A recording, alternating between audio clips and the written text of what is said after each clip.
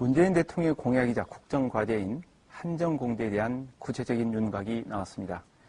오는 2020년 3월 개교해서 세계적 수준의 에너지 특화대학으로 만들어간다는 계획인데요. 하지만 풀어야 할 숙제가 참 많은 것 같습니다. 그래서 오늘 시간에는 한전공대 설립에 대한 얘기를 함께 나눠보고자 합니다. 이 시간 토론에서 세 분을 모셨습니다. 먼저 신정훈 문재인 대통령 비서실 비서관 나오셨습니다. 네, 안녕하십니까. 지난번에 한전에서 중간보고 내용을 보면 한전대학이 지향하는 가치를 제시했단 말이에요. 세계 최고 수준의 에너지 특화대학, 그리고 또 산학연 클러스터 리딩 대학, 그리고 지역 혁신을 세계화하는 글로컬 혁신대학, 이렇게 이야기했단 말이에요. 저희들이 기대하는 것으로는 실리콘밸리를 주도했던 스탠포드 대학의 그런 학풍과 설립 이념, 이런 것에 준하는 우리 새로운 에너지 신산업과 에너지밸리를 주도하는 그런 어떤 실용적인 학문, 연구, 그리고 인재를 공급하는 그런 대학이 되어야지 않을까, 이렇게 생각합니다. 네. 좀 더 현실에 적합하고 우리 산업을 발전시킬 수 있는 그런 쪽의 연구 또 인력 양성이 필요하다, 이런 말씀이십니다. 네. 국가적인 차원에서, 대승적인 차원에서 이 한전공대 후보지를 좀 결정했으면 좋겠다, 이런 말.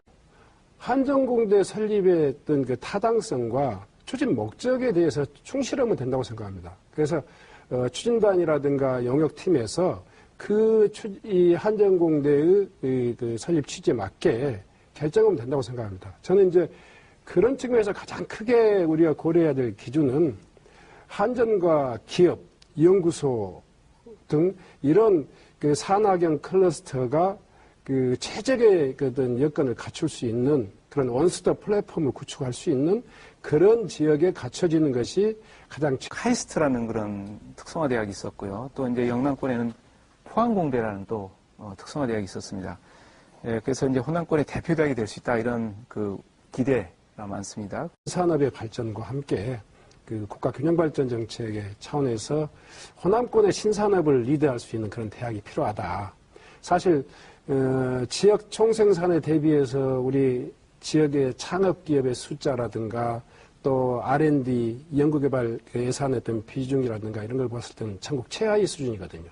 그렇기 때문에 당연히 지역산업이 낙후되어 있는 것이고, 이런 지역산업을 일으켜서 새로운 미래의 먹거리를 만들겠다 한다면 이런 연구 역량 또 기술 역량, 그런 기업의 어떤 참여, 이런 것들이 극대화돼야 된다. 이런 차원에서 이 한전공대가 그런 역할의 마중물 역할을 할 수 있겠다, 이렇게 생각하고 있는 것입니다. 네, 하고요. 이 개교 시기에 대해서 우리 신정훈 비서관님 어떻게 생각하십니까? 국정과제로 한전공대가 이렇게 추려지면서 정부 방침이 대통령 임기 내 2022년 3월 이내에 한전공대를 개교하겠다, 이렇게 방침을 정했고, 또 한전에도 그렇게 분명한 방침을 전한 걸로 알고 있습니다. 그리고 최근에 또 일부 대학들도 이제 정원들을 줄이고 있고, 그런데 또 대학을 세우는 게 이게 옳은 거냐라는 또 지적도 있습니다. 그런 측면에 대해서 좀 하실 말씀이 있으실 것 같은데, 우리 신정훈 비서관님 좀 말씀해 주시죠. 그렇죠. 이제 두 가지 측면에서 저는 이 한전공대의 필요성을 다시 한번 확인해 보고 싶은데요. 사실 참여정부터 혁신도시를 만드는 과정에서 공공기관의 지방 이전은 달성했지만 산업과 어떤 이 대학, 이 어우러진 산학연 클러스터를 통한 지역의 혁신 역량, 성장 동력을 만들겠다 하는 본래 취지의 절반밖에 달성을 못했단 말이에요.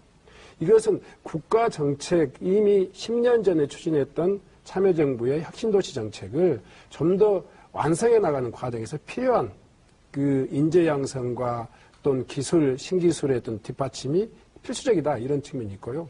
한전 입장에서도 한전이 지금 초인류 기업을 지향하고 있는데, 우리나라 전력기술이라든가 에너지 신기술에 대한 기술 수준이 비슷한 류의 어떤 이 에너지 이 선진국과 비교해보면 한 4년 정도 뒤처져 있다는 게 정설입니다. 그래서 한전도 전력 에너지 이 기술 장벽을 극복해낼 내부적으로 아주 절대적인 어떤 과제가 있고. 한전 보니까 최근 3분기 연속 적자예요. 그리고 올해 상반기만 해도 8,147억 원이 적자입니다. 1조 가까이 적자가 났는데, 그래서 일부에서 이제 그런 것 때문에 한전이 좀 적극적으로 나서기가 굉장히 힘들지 않겠냐, 이런 적. 1년에 한전이 전력산업 기반조성 기금으로 적립하고 있는 게 이 소위 말해서 2조 원이 넘습니다.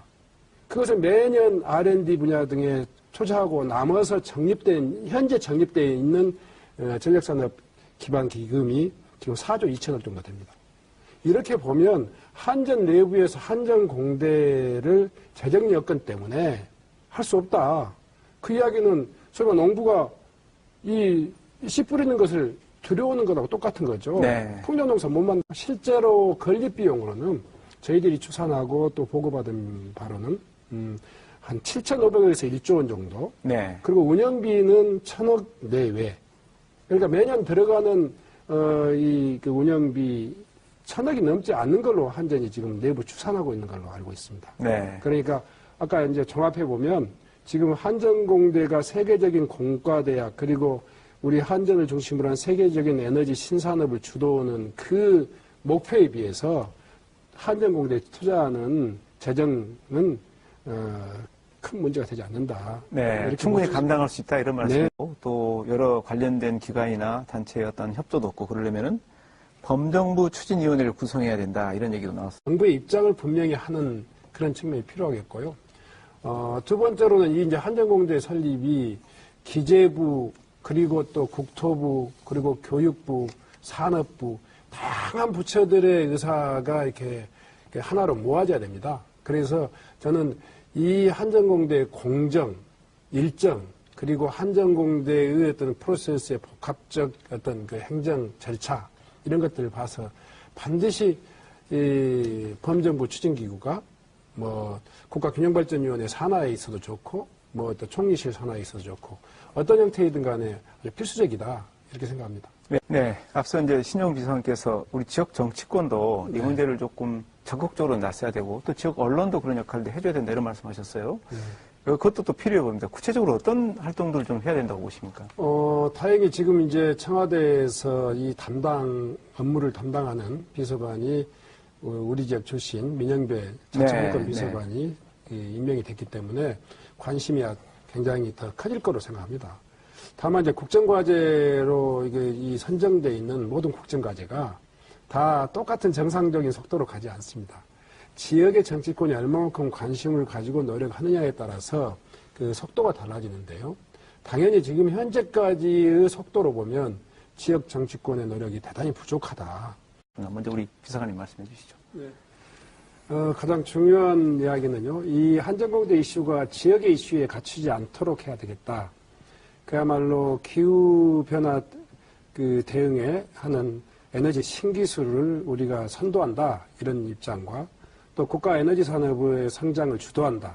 그리고 또 기존의 어떤 국가 균형 발전 정책을 통해서 지역도 함께 잘 사는 그런 보편적인 어떤 그 정부의 과제로 국민적 과제로 한전공대가 부각될 수 있도록 우리 함께 노력했으면 좋겠습니다. 네. 말씀 감사합니다.